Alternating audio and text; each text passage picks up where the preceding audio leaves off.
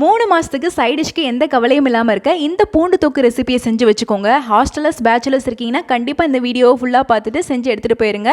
இது வந்து பார்த்தீங்கன்னா இட்லி, தோசை, சப்பாத்தி, ரைஸ்னு எல்லாத்துக்கூடையும் சூப்பராக இருக்கும். வாங்க எப்படி செய்யறதுன்றதை பார்ப்போம். இதுக்கு ஃபஸ்ட்டு ஒரு பெரிய சைஸ் புளியை சுடுதண்ணியில் போட்டு அரை மணி நேரம் ஊற வச்சுட்டு அதை நல்லா ஃபைனாக அரைச்சி எடுத்து வச்சுக்கோங்க. அதுக்கப்புறம் 200 கிராம் அளவுக்கு பூண்டு பல்ல நல்லா உரிச்சு எடுத்துட்டு அதில் 100 கிராம் பூண்டை வந்து லைட்டாக தண்ணி தெளித்து நல்லா ஃபைன் பேஸ்ட்டாக அரைச்சி எடுத்துக்கோங்க.